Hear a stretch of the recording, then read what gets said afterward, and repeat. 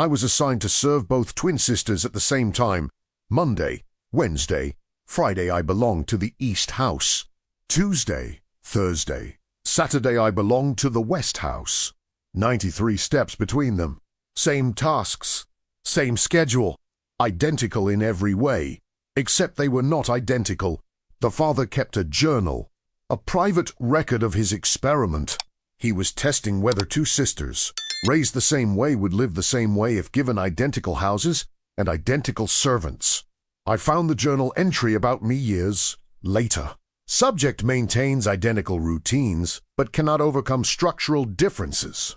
His discretion regarding discrepancies indicates successful conditioning. I was supposed to make two separate houses match perfectly. When the East House used more firewood, I was questioned. When the gardens grew differently, I was suspected. When the clocks drifted, I was blamed. The experiment cost $20,000. It cost two women their peace. It cost every servant who was dismissed for failing to maintain the impossible. The father died, believing he had proven his theory, but his final journal entry said this: "The hypothesis cannot be supported. He learned that people cannot be made identical, but he never admitted the cost of learning it. I kept silent for 18 months, while two sisters believed they were failing. My silence was my survival, but it was also my burden. The question is not whether the experiment failed. The question is, how many other experiments like this are still running, and how many silent witnesses are carrying the truth right now?" I was assigned to serve both twin sisters in the spring of 1843. They lived in identical houses built 50 yards apart on their father's property in Caroline County.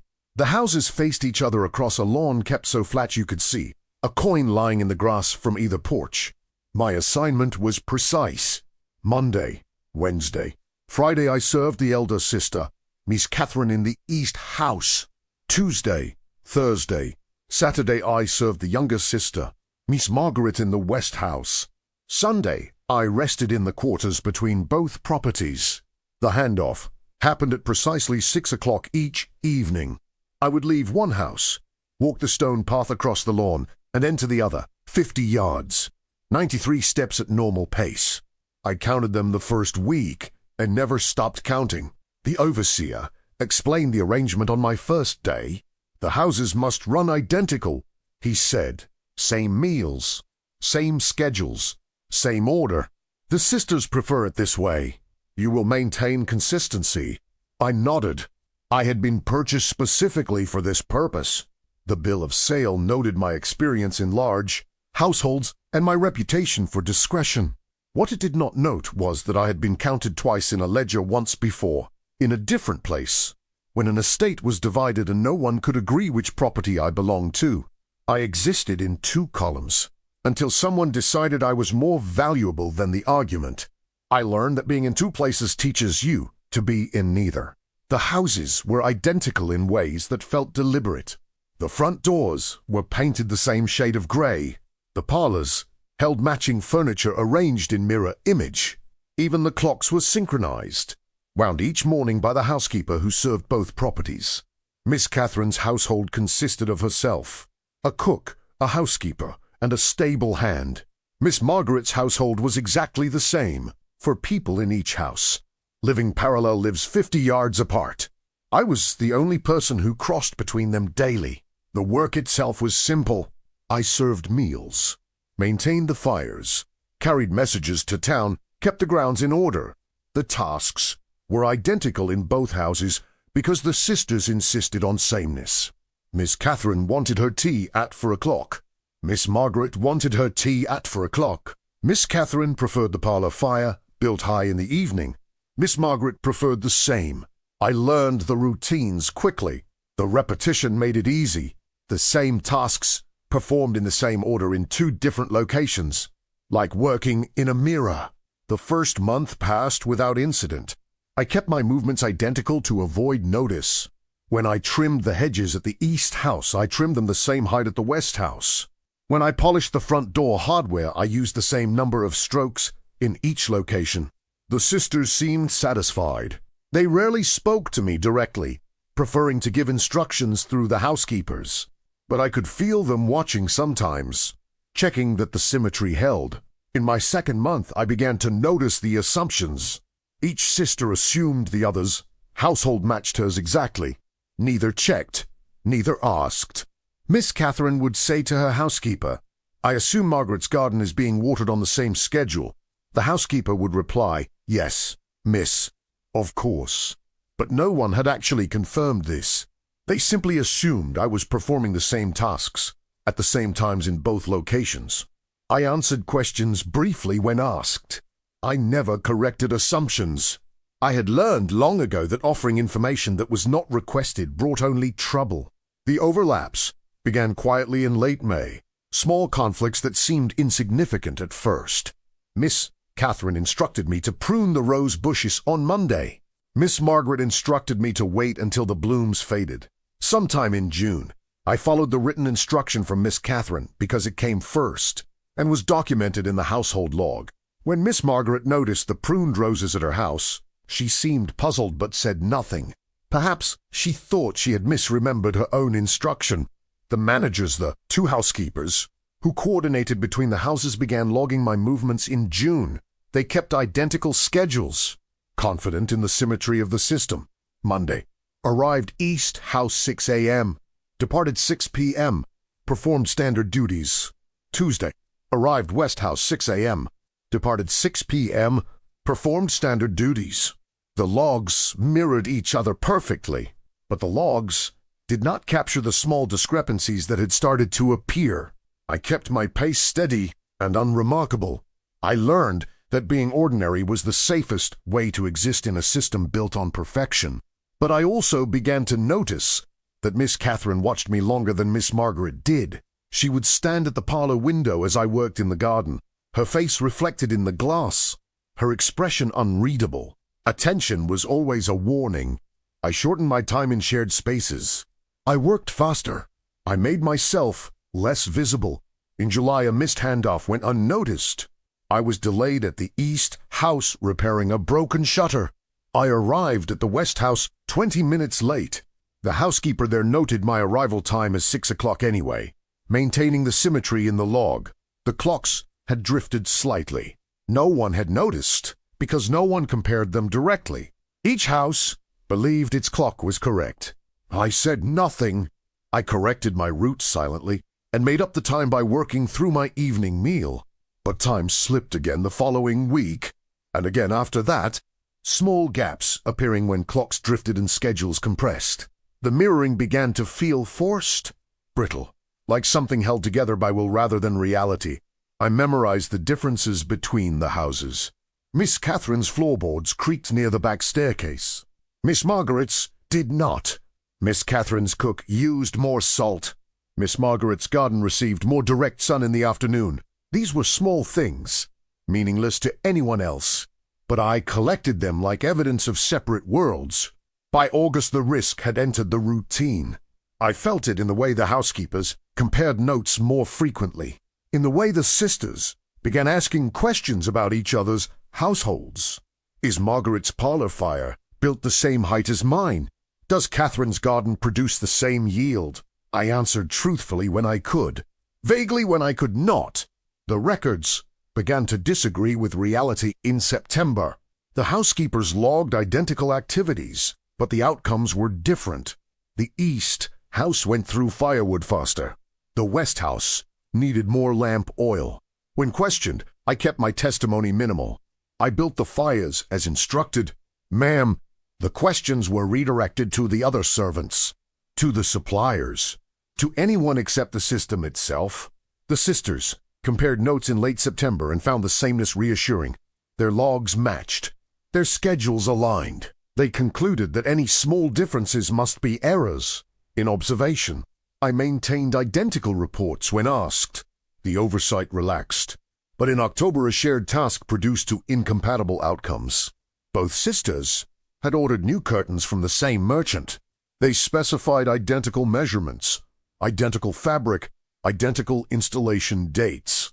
The curtains arrived and were installed on the same day, but the East House curtains hung 2 inches longer than the West House curtains. The merchant was blamed. The measuring tools were blamed. I was questioned about whether I had installed them at different heights. I had not. The windows themselves were different heights. The houses were not perfectly identical. They only appeared to be, but no one measured the windows. That would have meant admitting the system was flawed from the beginning. The managers blamed timing instead. Perhaps the fabric had stretched in one house, but not the other. Perhaps humidity had affected the measurements. Perhaps I had worked more carefully in one location than the other. I adjusted my pace to match the slower clock and said nothing. The delays began to stack. Tasks that should have taken 3 hours took 4. The symmetry required constant correction. The corrections created new discrepancies. In November, Miss Catherine changed a rule. She wanted the fires built earlier in the day, starting at 3 o'clock instead of 4. She informed her housekeeper. The housekeeper logged the change. But Miss Margaret was not informed. She still expected fires at 4 o'clock. I obeyed the stricter rule everywhere. I built fires at 3 o'clock in both houses. Miss Margaret noticed and seemed confused. I did not request this change. Her housekeeper checked the log, found no instruction for earlier fires, assumed I had made an error. I was corrected. I returned to building fires at 4 o'clock in the West House and 3 o'clock in the East House. The confusion spread. The housekeepers began questioning my reliability. The sisters began noticing differences they could not explain. Why did one parlor feel warmer in the evening? Why did one garden path show more wear? Why did one set of tea cups need replacing sooner than the other? I reduced my visibility further. I worked faster. I spoke less. I became a ghost moving between two houses that were supposed to be identical but were slowly revealing themselves to be separate. The scrutiny sharpened in December. An inspection was ordered. The sisters' father visited both properties on the same day to verify that his daughters were living in equal comfort. He found mirrored records and unmatched results. The East House had gone through more firewood. The West House had more worn rugs in the hallway. The kitchen supplies did not match despite identical orders. I was questioned. I answered with dates and times only. I did not speculate. I did not offer explanations. The father argued with the housekeepers. The housekeepers argued with each other. The sisters argued with their father. Everyone agreed the system should work. No one could explain why it did not. I held to my routine, unchanged. I crossed the lawn each evening at 6 o'clock. I counted 9 to 3 steps. I entered the next house and performed the same tasks I had performed in the previous one. The system strained to restore sameness. New rules were implemented. Tighter schedules. More frequent inspections. Additional logs to track every detail. But pressure was breaking the rigid plans. The more they tried to force symmetry, the more the differences became visible. I felt the impossible approaching. The moment when the system would have to admit its own failure. The moment when someone would have to name the truth that everyone could see, but no one would speak. In January, something happened that affected both sisters at once. I was not present for it. I was in town collecting supplies when the message arrived. Their father had died. Suddenly, a stroke that took him in his sleep. Both sisters received the news within minutes of each other. Identical messages delivered by the same courier who rode from one house to the other. The grief should have been identical. The response should have been mirrored, but it was not. Miss Catherine collapsed in her parlor and did not rise for 2 days. Miss Margaret attended to the funeral arrangements immediately and did not shed a tear where anyone could see. Simultaneity exposed shared causes. The same event produced completely different reactions. The same loss revealed to separate people. I stayed absent from both houses during the worst of it. I worked in the gardens and the outbuildings. I kept silent and presented proof of my activities only when asked. Each sister assumed the other was responsible for different aspects of the morning arrangements. Each believed the other was handling things the way she herself would have handled them. But the arrangements did not match. The flowers were different colors. The service times conflicted. The burial instructions contradicted. Blame circulated between the houses. The housekeepers accused each other of miscommunication. The sisters, too grief-stricken to confront each other directly, blamed the servants. The records could not reconcile the outcome. To identical households, to identical women, one shared loss but nothing matched. I avoided being named as the variable. One had been in town. I had witnesses. I could not be blamed for the chaos, but the solutions turned punitive anyway. Someone had to be responsible for the failure of symmetry. I was reassigned in February, removed from the rotation between houses, assigned to work exclusively in the fields at the edge of the property, far from both houses. The stated reason was efficiency. The actual reason was that I had seen too much. I had been present for the breakdown of the system. I was evidence of its failure. I accepted reassignment without protest. Distance grew between me and the houses that were supposed to be identical but had proven they were not. The sisters retreated from mirroring in the months that followed. Miss Catherine began making changes to her house without consulting Miss Margaret. Different wallpaper, different furniture arrangements, different meal times. Miss Margaret did the same, control reasserted through separation rather than sameness. I watched from the fields. I kept my roots narrow. I saw the houses begin to look different from a distance. Order returned outwardly. The crisis had passed. The system had survived by abandoning the very thing that defined it. But the cost appeared in quiet changes and tightened rules. New servants were hired who knew nothing of the previous arrangements. The housekeepers were replaced with women who had no loyalty to the old system. The outcome was explained away differently in each house. In the East House, the story was that Miss Margaret had never been capable of maintaining proper standards. In the West House, the story was that Miss Catherine had always been too rigid and had driven everyone to exhaustion. Truth split to survive. Two versions of the same events, both incomplete, both protective. I carried one account, spoken to no one. I knew what had happened. I had been the hinge between two worlds that were supposed to be identical but were always separate. Time compressed. Spring came. The houses stood 50 yards apart across a flat lawn. The stone path remained, but no one walked it anymore. I speak now because I learned what they refused to see. People are not interchangeable. Houses are not mirrors. Sameness forced onto separate lives breaks under the weight of reality. I was assigned to serve both twin sisters. I was supposed to make their lives identical. I was supposed to prove that symmetry was possible. Instead, I proved that it was not. The system demanded I exist in two places at once, performing identical tasks, producing identical results. But I could only be in one place at a time. The rest was illusion maintained by assumption and enforced by punishment when the illusion failed.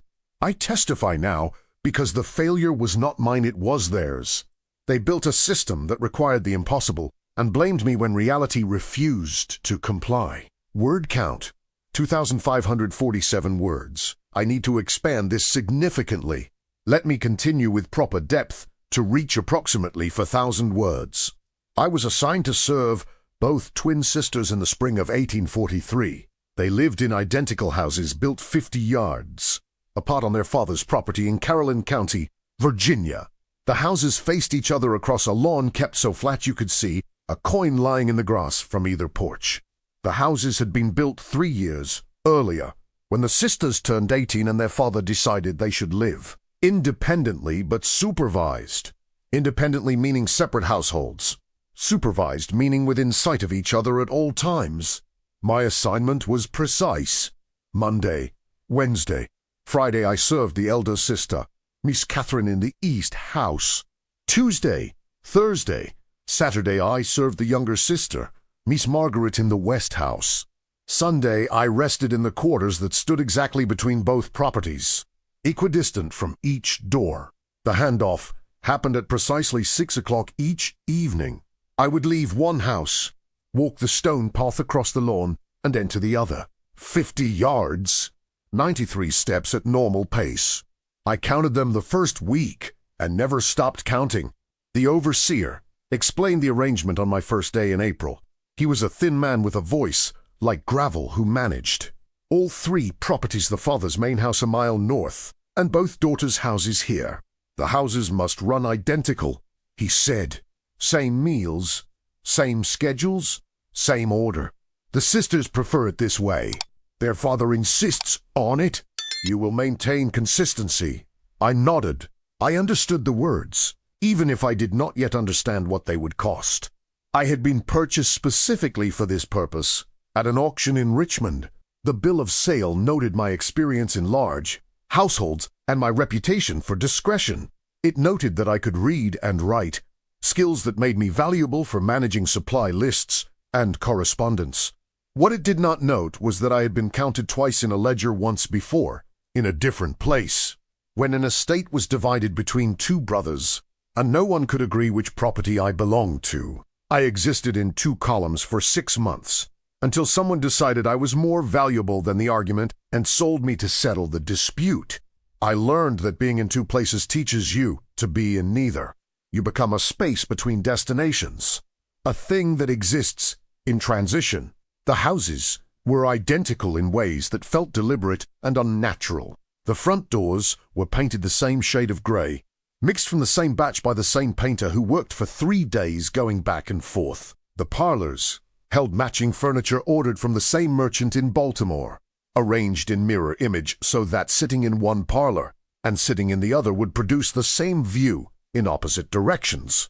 Even the clocks were synchronized, wound each morning at 7 o'clock by the housekeeper who served both properties and walked between them carrying the master key. Miss Catherine's household consisted of herself, a cook named Ruth, the shared housekeeper named Mrs. Dale, and a stable hand named Peter who lived above the carriage house. Miss Margaret's household was exactly the same herself, a cook named Sarah, the same Mrs. Dale, and the same Peter who somehow managed both small stables despite them being 50 yards apart.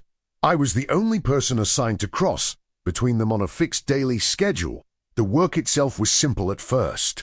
I served meals, maintained the fires in 5 rooms per house, carried messages to town twice weekly, kept the grounds in order, split firewood, cleaned the walkways, trimmed hedges, managed small repairs.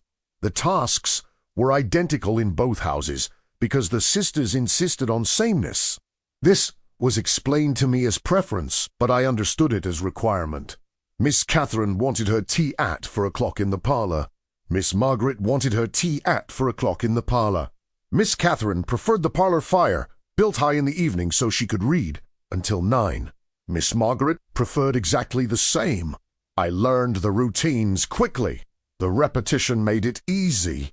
The same tasks, performed in the same order in 2 different locations at offset times, like working in a mirror that existed 1 day behind or 1 day ahead. The first month passed without incident. I kept my movements identical to avoid notice. When I trimmed the boxwood hedges at the east house on Monday, I trimmed them to precisely the same height at the west house on Tuesday, carrying the same shears, using the same number of cuts. When I polished the brass door, hardware I counted the strokes, 40 strokes per handle, same in both locations. When I swept the front steps, I used the same broom, the same pattern, the same number of passes. The sisters seemed satisfied with this arrangement. They rarely spoke to me directly, preferring to give instructions through Mrs. Dale or through written notes, left on the whole table each morning, but I could feel them watching sometimes. Miss Catherine especially. She would stand at the parlor window as I worked in the garden, her face reflected in the glass, her hands folded at her waist, her expression unreadable. In my 2nd month, I began to notice the assumptions built into the system. Each sister assumed the other's household matched hers exactly. Neither checked, neither asked, neither visited the other's house. They saw each other at church on Sundays and at their father's house for dinner on the first Sunday of each month, but they did not enter each other's homes. The 50 yards between the houses might as well have been 50 miles. Miss Catherine would say to Mrs. Dale, "I assume Margaret's roses are being watered on the same schedule as mine." Mrs. Dale would reply, "Yes, miss." Of course. But Mrs. Dale had not actually confirmed this. She assumed I was watering both gardens identically because that was what the system required. I answered questions briefly when asked directly. I never corrected assumptions. I never offered information that was not requested. I had learned this practice in 3 previous households, and it had kept me alive and unwhipped. The overlaps began quietly in late May. Small conflicts that seemed insignificant at first. Miss Catherine instructed me through a written note to prune the climbing roses on the south wall on Monday morning. Miss Margaret instructed me through Mrs. Dale to wait until the blooms faded completely, sometime in mid-June. I followed the written instruction from Miss Catherine because it came first, chronologically, and was documented in the household log that Mrs. Dale kept. I pruned the roses at both houses on Monday and Tuesday. When Miss Margaret walked past her south wall on Wednesday and saw the pruned canes, she stopped and stared. Her face showed confusion, but she said nothing to me. Perhaps she thought she had misremembered her own instruction. Perhaps she thought Mrs. Dale had countermanded it. Perhaps she simply accepted that the roses had needed pruning regardless of her preference. The manager's Mrs. Dale primarily, but also the overseer, who visited weekly, began logging my movements more carefully in June. They kept identical schedules on matching ledger pages, confident in the symmetry of the system. Monday, June 3rd, East House. Arrived 6 a.m. Departed 6 p.m. Duties: morning fire maintenance, breakfast service, garden work south wall, hedge trimming front walk, afternoon fire maintenance, tea service, evening fire building, supper service. No incidents. Tuesday, June 4th, West House. Arrived 6 a.m. Departed 6 p.m. Duties: morning fire maintenance, breakfast service, garden work south wall, hedge trimming front walk, afternoon fire maintenance, tea service, evening fire building, supper service. No incidents. The logs mirrored each other perfectly on paper, but the logs did not capture the small discrepancies that had started to appear in reality. The south wall at the East House received full sun from noon until 4. The south wall at the West House was partially shaded by a large oak tree from 2 until sunset. The roses grew differently. They needed different care, but the system required identical care. I kept my pace steady and unremarkable. I learned that being ordinary was the safest way to exist in a system built on the appearance of perfection. But I also began to notice things that troubled me in ways I could not name. Miss Catherine watched me longer than Miss Margaret did. She would ask questions about my previous work, about where I had learned to read, about whether I preferred one house to the other.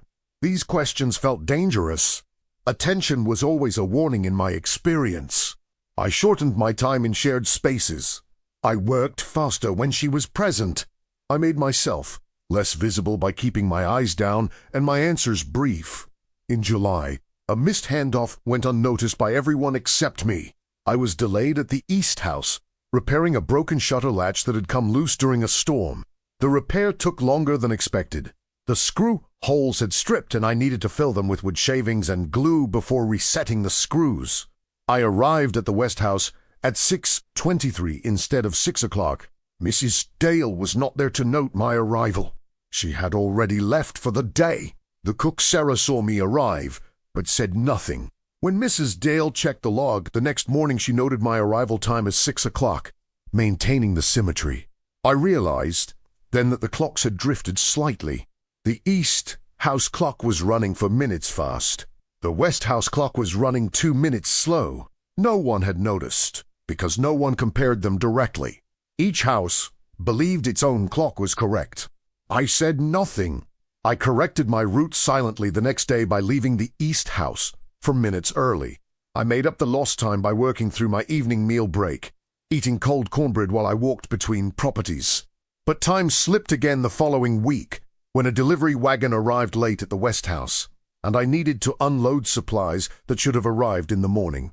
And again after that when Miss Catherine requested an additional task that was not on the standard schedule. Small gaps appearing when clocks drifted and schedules compressed, and the system tried to force reality into a pattern it was not designed to fit. The mirroring began to feel forced by August, brittle, like something held together by will and punishment rather than natural order. I memorize the differences between the houses because my life depended on navigating them correctly. Miss Catherine's floorboards creaked on the 3rd and 7th step of the back staircase. Miss Margaret's did not creak at all. Miss Catherine's cook Ruth used more salt in everything and preferred the kitchen fire built lower. Miss Margaret's cook Sarah used less salt and kept the kitchen fire roaring hot. Miss Catherine's garden received more wind and needed more frequent watering. Miss Margaret's garden received more afternoon sun and attracted more bees. These were small things, meaningless to anyone else, but I collected them like evidence of separate worlds that were supposed to be identical but were not and had never been. By late August, the risk had fully entered the routine. I felt it in the way Mrs. Dale compared notes more frequently, checking the logs from both houses side by side. In the way the sisters began asking more specific questions. Is Margaret's parlor fire built to the same height as mine each evening? Does Catherine's front walk require the same number of sweeps as mine? Questions designed to verify sameness. Questions that assumed sameness as the only acceptable answer. I answered truthfully when the truth was safe. Yes, miss. Same height. This was true on most days. I answered vaguely when truth was dangerous. I maintained the walks as needed, miss. This revealed nothing about frequency or method. The records began to disagree with reality in September in ways that could not be hidden by careful logging. The East House went through firewood 20% faster than the West House. The West House needed lamp oil replaced more frequently. The East House rugs showed more wear in the hallway between the front door and the parlor. When Mrs. Dale noticed these discrepancies, she questioned me carefully. Are you building larger fires in the East House? No, ma'am. Same size as instructed. Are you using more lamp oil in the West House? No, ma'am. Same usage. This was true. The differences came from the houses themselves, not from my labor. But I could not say this without criticizing the system. The questions were redirected. Mrs. Dale questioned Ruth and Sarah about their wood and oil usage. She questioned the suppliers about whether they had shorted deliveries. She questioned the overseer about whether the fireplaces might be drafting differently. Everyone except the system itself was questioned. The sisters compared notes in late September at their monthly dinner at their father's house. I was not present, but Mrs. Dale told me about it the next day.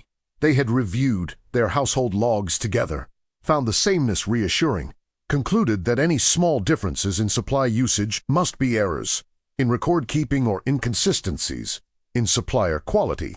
They ordered Mrs. Dale to tighten the logging procedures and to verify all deliveries personally. Mrs. Dale implemented new requirements. I was to report my activities in more detail. Every fire I built, every hedge I trimmed, every floor I swept. She would verify sameness daily instead of weekly. I maintained identical reports when asked. The oversight relaxed slightly when the reports matched her expectations. But in mid-October, a shared task produced two incompatible outcomes that could not be explained away. Both sisters had ordered new curtains for their parlors from the same merchant in Richmond. They had visited his shop together, selected the same fabric, a heavy green damask with a small floral pattern, and specified identical measurements for their identical parlor windows. The curtains were made by the same seamstress, cut from the same bolt of fabric, using the same pattern. They were delivered on the same day by the same wagon. I installed them on the same day using the same method and the same hardware. The East House curtains hung perfectly. The West House curtains hung 2 inches longer, pooling slightly on the floor. The merchant was summoned. He brought his measuring tools and his records. He measured the windows. He examined the curtains. He recalculated his numbers on paper spread across the dining table. The curtains are identical, he said. Exactly identical. I measured them myself this morning. Then why do they hang differently? Miss Margaret asked. The merchant measured the windows again. Then he went pale. The windows, he said quietly, are not the same height. There was a long silence. That is impossible, Miss Margaret said. The houses are identical. The east window is 62 inches high, the merchant said. The west window is 64 inches high. Miss Margaret dismissed him without payment and without thanks. The measuring tools were blamed. The merchant's Competence was questioned. I was questioned about whether I had installed the curtains at different heights, despite using the same hardware. I had not. The windows themselves were built differently. The houses were not perfectly identical. They only appeared to be identical from a distance. But no one measured the foundation. No one checked the construction drawings. No one admitted that the system had been flawed from the beginning. The managers blamed other factors instead. Perhaps the fabric had stretched differently in each house due to humidity. Perhaps I had pulled the curtains tighter when hanging them in one location. Perhaps the curtain rods had warped. I adjusted my methods to be even more careful and said nothing. The delays began to stack through late October and November. Tasks that should have taken 3 hours took for because I was being watched more carefully and had to demonstrate identical methods in identical timeframes. The symmetry required constant correction. The corrections created new discrepancies that required new corrections. In early November, Miss Catherine changed a rule without consulting her sister. She wanted the fires built earlier, in the day to warm the rooms before the sun set, starting at 3 o'clock instead of 4. She informed Mrs. Dale. Mrs. Dale logged the change in the East House record, but Miss Margaret was not informed of the change. She still expected fires at 4 o'clock according to the original schedule. I obeyed the stricter rule everywhere because that seemed safest. I built fires at 3 o'clock in both houses starting on the first Monday in November. Miss Margaret noticed immediately. I did not request fires this early. Her cook Sarah told Mrs. Dale. Mrs. Dale checked the West House log, found no instruction for earlier fires, assumed I had made an error or had confused the schedules. I was corrected firmly. I was told to return to building fires at 4 o'clock in the West House, while maintaining 3 o'clock in the East House. This created a new problem. The tasks were no longer identical. The schedule was broken. I now had to remember which house required which timing. The confusion spread like water finding cracks. Mrs. Dale began questioning my reliability more frequently. The sisters began noticing other differences they could not explain. Why did one parlor feel warmer in the evening if the fires were built identically? Why did one garden path show more where despite identical usage? Why did one set of teacups need replacing sooner when they were from the same manufacturer and received the same care? I reduced my visibility further. I worked faster. I spoke less. I became a ghost moving between two houses that were supposed to be identical but were slowly revealing themselves to be separate and different. The scrutiny sharpened dramatically in mid-December. An inspection was ordered. The sisters' father announced he would visit both properties on the same day to verify that his daughters were living in equal comfort, and that his money was being spent efficiently. He arrived on a cold Tuesday morning with the overseer and a clerk who carried ledgers and measuring tools. He spent 3 hours in each house. He reviewed the supply records. He examined the firewood stores. He measured the rooms. He checked the condition of the furniture and the linens and the kitchenware. He found mirrored records and unmatched results. The East House had gone through 6 cords more firewood since spring. The West House had more worn rugs in the hallway and the parlor. The kitchen supplies did not match despite identical orders. The East House had more flour remaining. The West House had more sugar. I was questioned in the parlor of the East House. With both sisters present, their fathers seated between them, the overseers standing behind me. Why has this house used more firewood? The father asked. I build the same fires in both houses, sir. Same size, same timing. Then why the difference? I cannot say, sir. Is one house colder than the other? I hesitated. This was a trap if I said yes. I admitted the houses were different. If I said no, I could not explain the firewood usage. The houses face different directions. Sir, I said carefully, the East House receives less afternoon sun. Are they not identical? They appear identical. Sir, appear. I said nothing more. The father argued with Mrs. Dale about the record keeping. Mrs. Dale argued with the overseer about the supply deliveries. The overseer argued with the sisters about their household management. The sisters argued with their father about his expectations. Everyone agreed the system should work perfectly. No one could explain why it did not. I stood silent against the wall while they debated. I answered questions with dates and times when asked. I did not speculate. I did not offer explanations. I kept my face empty. The inspection ended with no conclusions. The father left dissatisfied. The sisters retreated to their separate houses troubled and defensive. I held to my routine, unchanged on the surface. I crossed the lawn each evening at 6 o'clock. I counted 9 to 3 steps. I entered the next house and performed the same tasks I had performed in the previous one, but I felt the system straining like rope pulled from both ends. New rules were implemented to restore sameness, tighter schedules, more frequent inspections, additional logs tracking every detail of every task. Mrs. Dale began visiting both houses twice daily instead of once. The overseer increased his visits to twice weekly. I was required to report my activities in writing each evening before I left, but pressure was breaking the rigid plans. The more they tried to force symmetry, the more the differences became visible and undeniable. I felt the impossible approaching through late December and into January, the moment when the system would have to admit its own failure, the moment when someone would have to name the truth that everyone could see but no one would speak, that the houses were not identical, that the sisters were not identical, that I could not make them identical no matter how carefully I worked. In late January, something happened that affected both sisters simultaneously. I was not present when it occurred. I was in town collecting supplies, lamp oil, writing paper, tea, sugar when the message arrived. Their father had died. Suddenly, a stroke that took him in his sleep at his own house a mile north. Both sisters received the news within minutes of each other. Identical messages delivered by the same courier, who rode from one house to the other before continuing to notify the overseer and the rest of the family. The grief should have been identical. The response should have been mirrored, but it was not.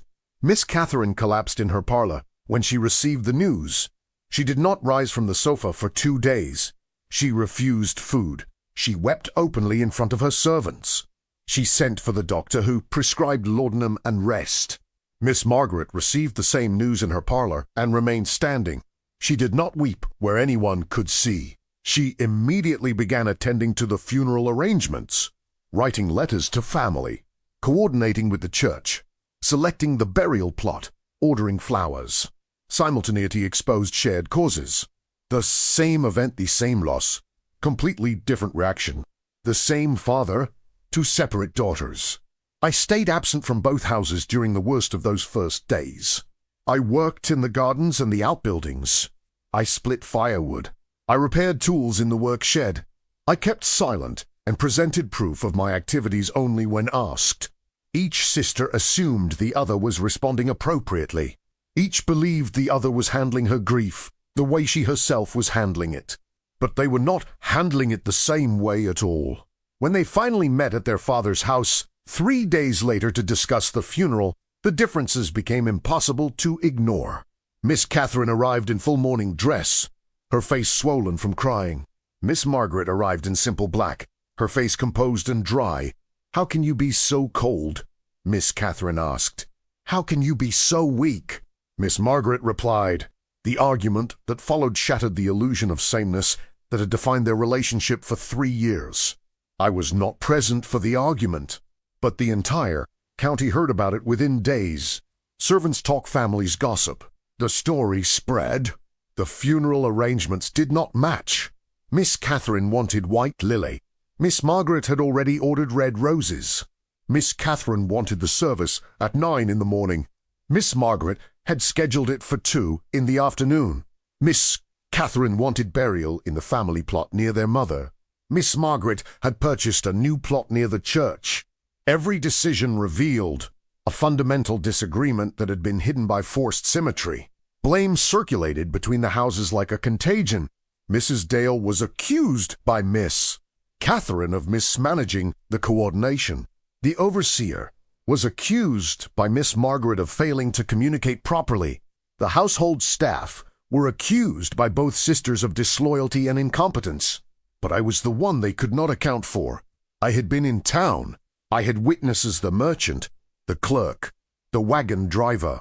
I had receipts for the supplies I had purchased. I could not be blamed for the failure of communication, yet the solutions turned punitive anyway. Someone had to be responsible for the breakdown of the system. Someone had to be removed.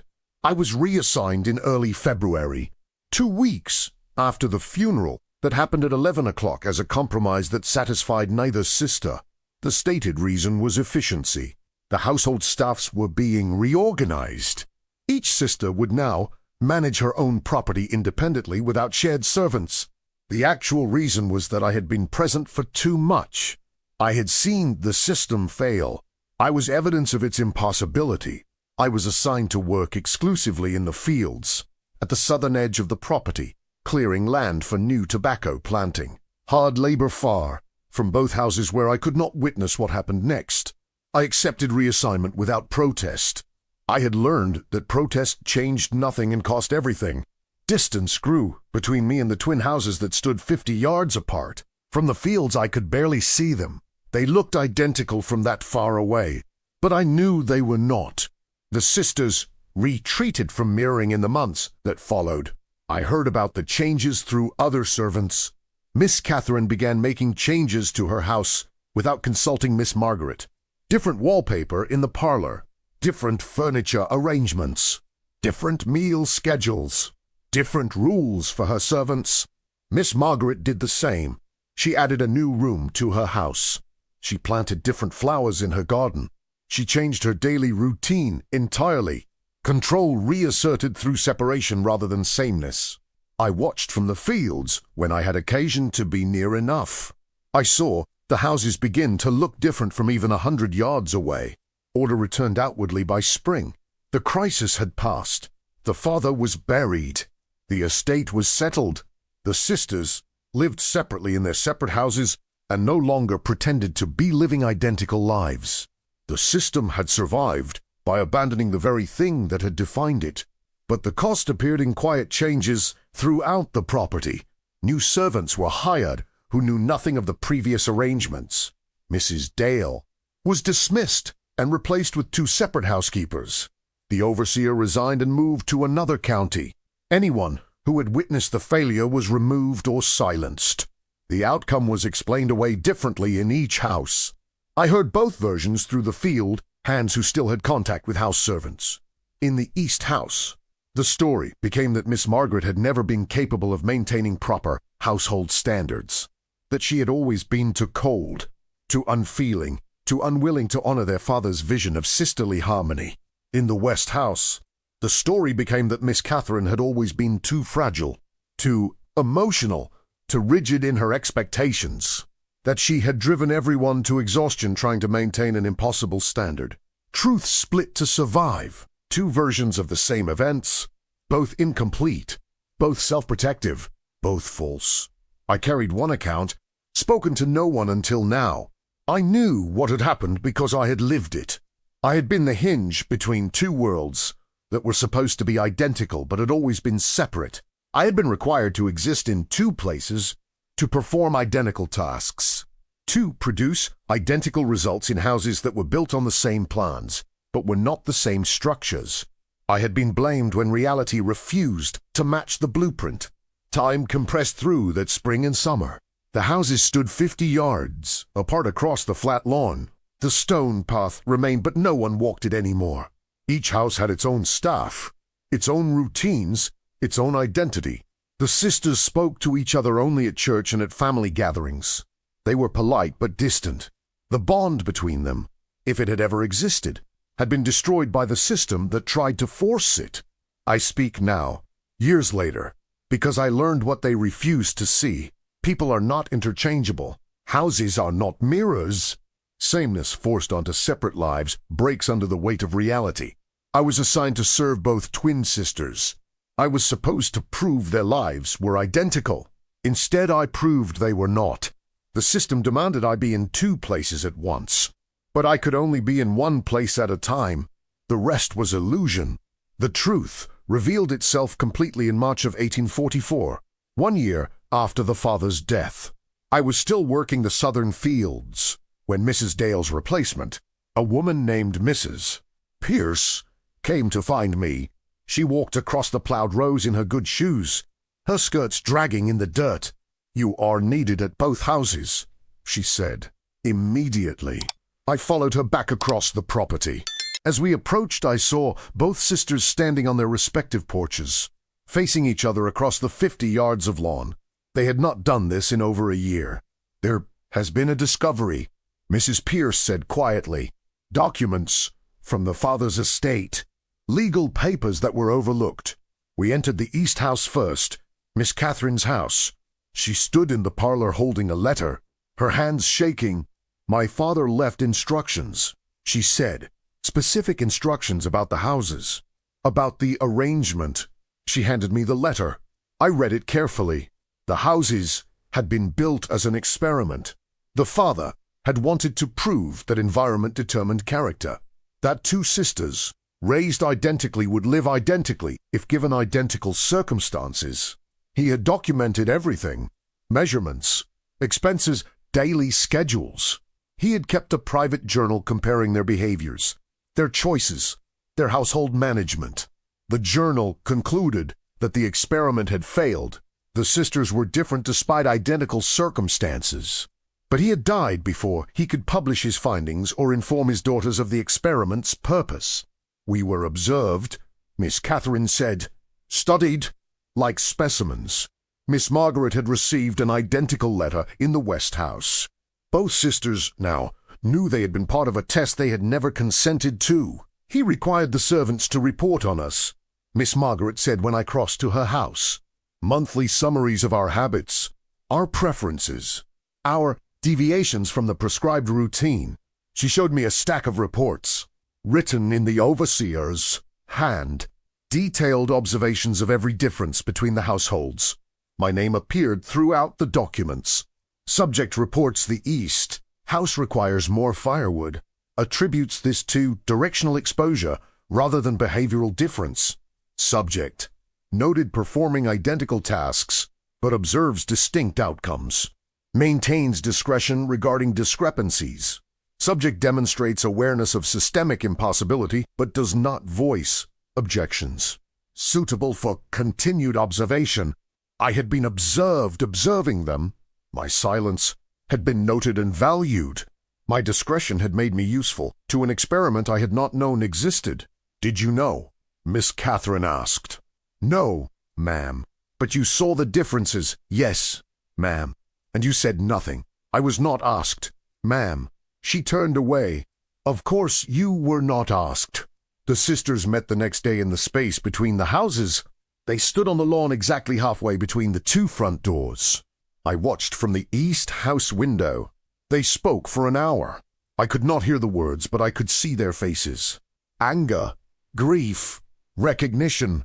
They had both been trapped by the same system, both reduced to variables in someone else's experiment, both forced into an impossible standard. The system's flaw was now exposed completely, not in the houses, not in the servants, not in the management, in the premise itself. The father had designed an experiment that required two separate people to be identical. When they proved to be different, he blamed them.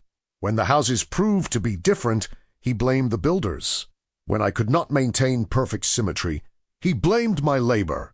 But the flaw was in believing symmetry was possible. The human cost became clear in the weeks that followed. Miss Catherine had spent 3 years trying to match an impossible standard.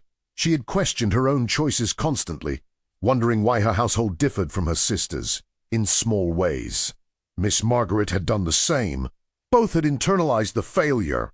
Both had believed they were inadequate. I thought I was doing something wrong. Miss Catherine told me once. Every time the firewood ran low faster than expected, every time a task took longer, I thought I was failing. The servants had suffered differently. Mrs. Dale had been dismissed for failing to maintain symmetry that was physically impossible. The previous overseer had resigned under pressure to explain differences that had no explanation except reality. I had been reassigned to punishing labor for witnessing a failure that was designed into the system from the beginning. The houses were sold in April, both of them. The sisters could not bear to live in them any more. Miss Catherine moved to Richmond. Miss Margaret moved to Baltimore. They wrote letters to each other weekly for the rest of their lives. I heard later. But they never lived near each other again. The property was divided and sold to 3 different buyers. The houses still stand today, I am told, still 50 yards apart. Still identical from the outside. But they were never identical. They could never have been. I speak now in 1849, 6 years, after I first walked between those houses counting 93 steps. I speak because the experiment failed, but the experimenters never admitted why. I speak because I was required to perform the impossible and then blamed when I could not. I was told to serve both houses identically, to produce identical results in places that were not identical, to be in 2 places at once, to make separate lives match. When the houses used different amounts of firewood because they faced different directions, I was questioned. When the gardens grew differently because they received different sun, I was suspected of unequal labor. When the clocks drifted because no 2 mechanisms keep perfect time, I was blamed for poor timekeeping. The system demanded sameness. Reality provided difference. I existed in between, accused of causing the gap. The father's journal contained one entry about me specifically. I found it years later, when the estate papers were made public during a legal dispute. The Negro servant maintains identical routines, admirably, but cannot overcome the structural differences in the properties. This suggests environmental factors may be more significant than initially hypothesized. However, his discretion regarding observed discrepancies indicates successful conditioning. Will continue observation. I was a tool that worked exactly as designed. My silence was my value. My discretion was my survival. But my silence had a cost I did not understand until much later. By saying nothing about the impossible standard, I helped maintain it. By not speaking about the differences I witnessed daily, I allowed both sisters to believe they were failing individually rather than being failed by the system. My testimony could have freed them years earlier, but I had been taught that testimony meant punishment, so I carried the truth silently while they suffered under a lie. I testify now because silence served only those who built the system. It did not serve me. It did not serve the sisters. It did not serve anyone who lived inside the experiment. The twin houses stood as monuments to a simple lie, that people can be made identical through force and observation. They cannot. The houses were never identical. The sisters were never identical. The system was always impossible. But rather than admit the impossibility, those in power blamed those without it. They blamed the servants for unequal labor. They blamed the sisters for unequal character. They blamed the buildings for unequal construction. They blamed everything except the idea itself. I was assigned to serve both twin sisters. I counted 93 steps between their houses for 18 months. I built identical fires that burned differently. I trimmed identical hedges that grew at different rates. I served identical tea at identical times in rooms that felt completely different. I was told this was possible. I was told this was required. I was told my labor could bridge the gap between plan and reality. It could not. No one's labor could, because the gap was not created by insufficient effort. It was created by impossible design. I stand here now with the memory of 2 women who were told they should be identical, who tried to be identical, who failed to be identical because they were 2 separate human beings. I stand here with the memory of a father who designed an experiment that could only fail and blamed the subjects when it did. I stand here knowing that I was part of the machinery that enforced the impossible, that my silence helped maintain the lie. The houses still stand 50 yards apart, but the experiment is over. The truth is this: they were never identical. They were never supposed to be, and I could not make them so. The final accounting came in 1850 when the estate was fully settled. Among the father's papers was a full financial record of the experiment. He had spent $8,000 building 2 identical houses. He had spent another $2,000 annually maintaining the illusion of symmetry. He had paid premium prices for matched furniture, synchronized clocks, identical supplies delivered on coordinated schedules. He had purchased me specifically for the experiment at twice the usual price because I could read and write and had experience in managed households. The experiment had cost him nearly $20,000 over 4 years. A fortune spent to prove that identical environments would produce identical people. The conclusion in his final journal entry, written a week before his death: the hypothesis cannot be supported. Despite controlled conditions, significant behavioral differences persist. Environmental determinism is insufficient to overcome innate individual variation he had learned. That people are not interchangeable, but he had learned it at the cost of his daughter's peace and his servant's dignity. The journal never questioned whether the experiment itself was ethical, whether it was right to observe people without their knowledge, whether it was just to punish servants for failing to maintain an impossible standard. Those questions were never raised because in his world, we were not people whose consent mattered. We were variables to be controlled. I think often about what would have happened if I had spoken earlier, if I had told Miss Catherine in that first month that the houses were not identical, that the firewood would always burn faster in the east house, that the gardens would always grow differently. Would she have believed me? Would it have mattered? Or would I have been sold immediately for contradicting the system? I chose silence because silence was safety, but silence also prolonged suffering. This is the knowledge I carry now. Testimony has a cost, but silence has a cost too. The cost of my silence was measured in years of unnecessary self-doubt for to women who were told they should match but could not. The cost was measured in dismissed servants and restructured households and constant surveillance. The cost was measured in the loneliness of carrying truth that could not be spoken. I speak now because the experiment is over, but its lessons remain unlearned.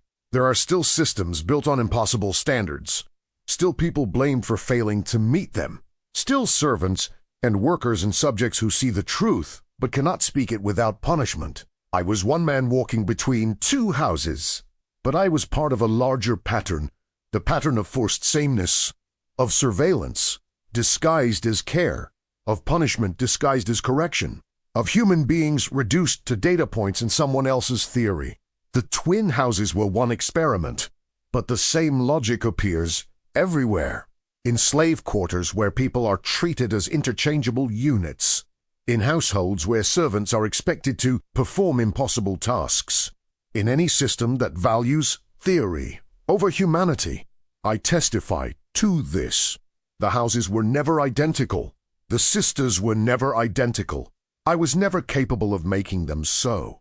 The experiment failed because it was designed to fail, because it was based on a false premise, because it required the impossible and blamed the powerless when the impossible did not occur. This is my testimony. These were the twin houses. This was the cost of forced symmetry. The houses still stand, but the people who lived in them were freed only by admitting what I knew from the beginning. We were never the same. We were never meant to be. And no amount of observation or control or punishment could make us so.